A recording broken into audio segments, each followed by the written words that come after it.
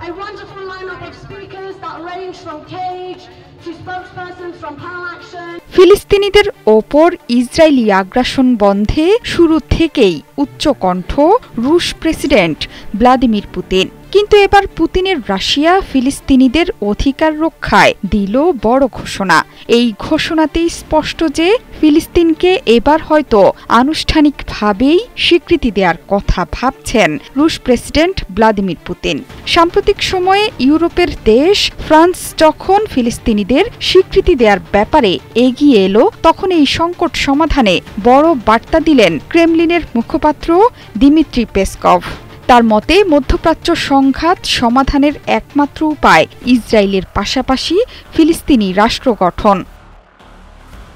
শুক্রবার পেসকভ জানান, ফিলিস্তিন রাষ্ট্র প্রতিষ্ঠার মাধ্যমে ইসরায়েল সহ মধ্যপ্রাচ্য সংকটের সমাধান সম্ভব। রাশিয়া সবসময় ফিলিস্তিন সংকটের সমাধানের ভিত্তি হিসেবে দ্বিরাষ্ট্রীয় সমাধানের পক্ষে ছিল। 1988 সালেই ফিলিস্তিনের স্বাধীনতার ঘোষণাকে সমর্থন করেছিল সোভিয়েত ইউনিয়ন।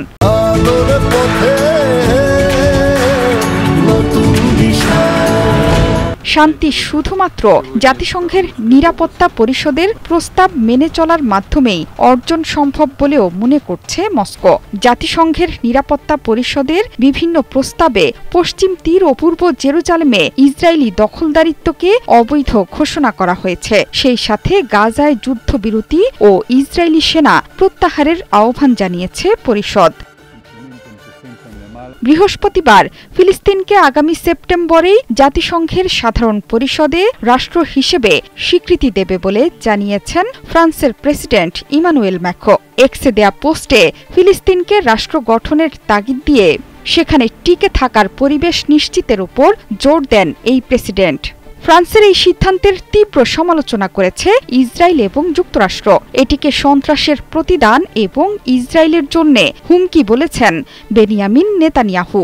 এমনকি এই সিদ্ধান্তকে বেপরোয়া বলছেন মার্কিন পররাষ্ট্রমন্ত্রী মার্কো রুবিও।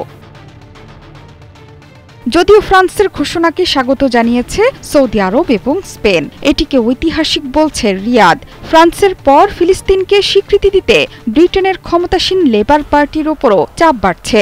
এরই মধ্যে এই দাবিতে দেশটির 9টি রাজনৈতিক দলের 220 জন এমপি প্রধানমন্ত্রী কিয়ার স্টারমারের কাছে একটি চিঠিও লিখেছেন। 2023 সালের অক্টোবরে গাজায় সংঘাত শুরুর পর ইসরায়েলি হামলায় অন্তত 59,000-এরও বেশি ফিলিস্তিনির মৃত্যুর খবর পাওয়া গেছে, যা নিয়ে বিশ্বব্যাপী সমালোচনার ঝড় চলছে। এই যুদ্ধের প্রতিক্রিয়ায় স্পেন, নরওয়ে, আয়ারল্যান্ড, মেক্সিকো সহ বেশ কয়েকটি দেশ আনুষ্ঠানিকভাবে ফিলিস্তিনকে স্বীকৃতি দিয়েছে। জোহরা চৌধুরী সেতু, 71।